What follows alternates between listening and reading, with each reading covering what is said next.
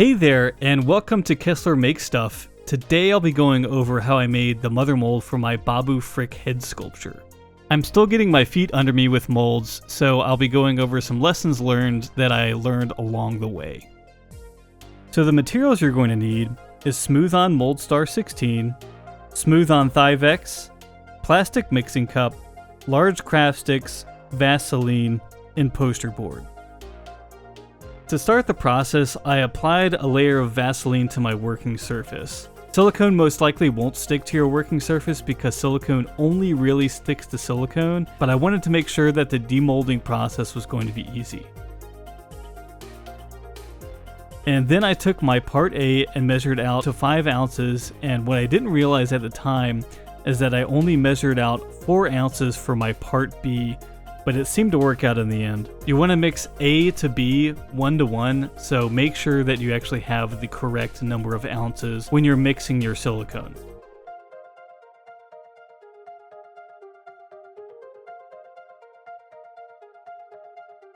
I then started putting the silicone on the front of the sculpt and then realized I had some fibers coming off of the brush, so I went ahead and pulled all the fibers out that I could, just so that they wouldn't get stuck in the mold. And you'll note this is a very viscous layer, so I'm trying to catch every little detail that I can with this very thin layer of silicone. So one lessons learned I want to talk about here is that I really should have made a thicker layer on the bottom of the sculpture where the flange is going to be, and then I didn't make the back of the head thick enough, so the mold was a little thin when I demolded it. And then I mix up a second thin layer, and I'm starting to work the same way that I did the first time, just building up layer by layer. And what you want to do between layers is let the silicone set up enough to where when you put your thumbnail on the silicone, it doesn't come up with your nail. It's still a little bit sticky, but just making sure that there's no silicone actually on your thumbnail when you go to check.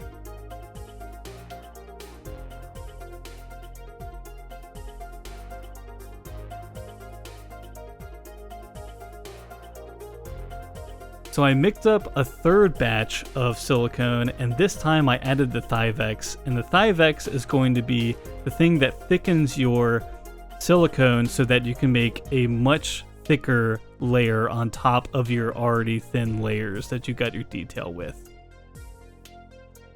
And the goal here is to make the whole thing as round as possible so that when you make your fiberglass jacket mold, nothing's going to catch on your silicone when you're demolding.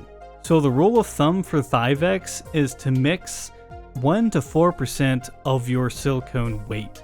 So I didn't really do much of a calculation here. I put in what I thought should be the amount of THI-VEX that I need, and it ended up being the exact amount that I needed.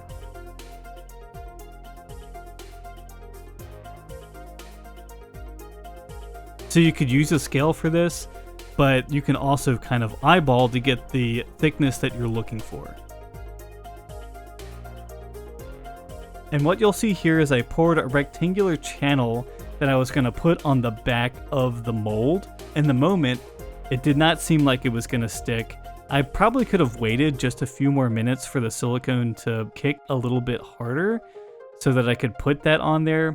But in the moment, I was kind of panicking, so I got rid of that rectangle and decided to just build up a layer of silicone on the back that was as thick as I wanted that rectangle to be. This buildup on the back of the sculpture will be cut in a zigzag pattern so that I can demold the sculpture within and to demold cast I'll be making in the future. You'll also see some keys I made for the jacket mold. Ultimately, I didn't use all of the keys because they didn't really make sense when I was trying to do the fiberglass, but typically you want some keys so that the fiberglass will connect to your silicone mold so that everything matches perfectly. What you're going to need for the fiberglass jacket is Bondo fiberglass resin, fiberglass cloth, plastic mixing cup, large craft sticks, Vaseline, poster board, and mold release. I then took some thick armature wire that I used as a guide to draw the head shape onto poster board that I cut out and put onto the mold as a dividing line for the jacket mold. Typically you want to take some wet clay and you want to fill the hole between the dividing line and the mold. And that's not gonna work, is it? This makes sure that the fiberglass jacket is straight and no fiberglass is getting through that hole. I had some wet clay that had dried. I also tried some monster clay that wasn't working. So ultimately I decided to just go for it.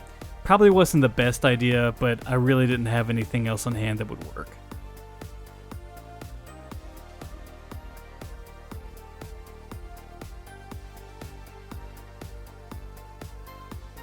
These red dots you see are silicone that I poured into a mold to make keys for the fiberglass jacket.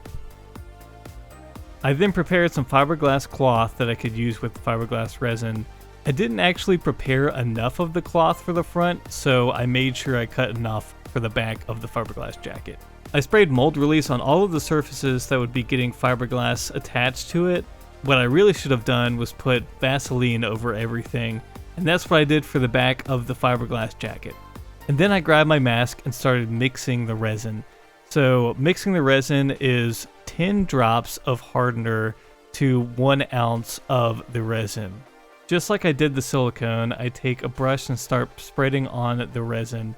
And from there, I'll start putting on the fiberglass cloth and just repeating that.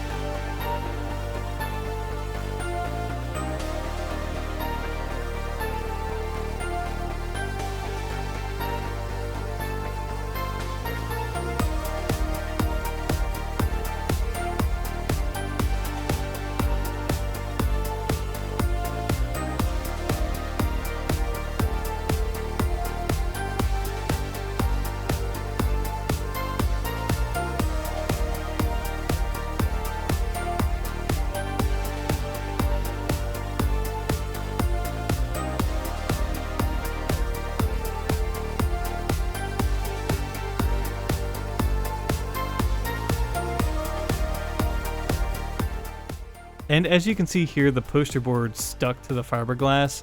I did get most of it off, and it won't really affect the mold anyway.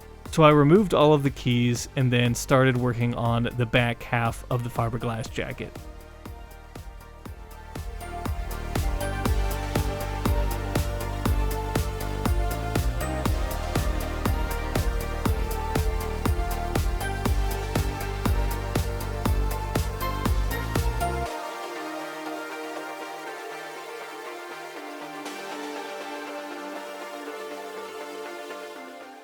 This is the same process as before, so I'm just going to jump pretty much straight to demolding this fiberglass jacket.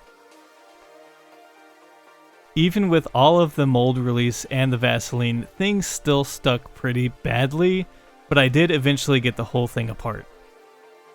A lesson learned here is I really should have used a lot more resin and fiberglass cloth. I didn't really have that much on hand, and if you've seen in my previous videos, I am unemployed right now, and trying to get more of this is a little expensive, and I'm prioritizing buying higher quality silicone and other materials that I'm going to use to be casting my projects in.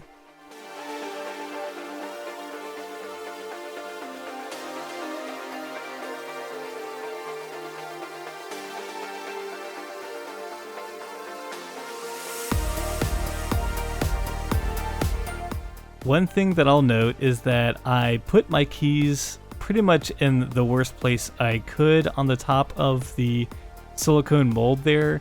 It was really hard to get this thing out, and I probably would have just not put them there at all. I think it would have been plenty of strong, and I think it would have snapped together just fine with all the registration marks I used for the fiberglass jacket. Definitely learning a lot from all of these molds I'm making, and the more I do them, the better I'm going to get.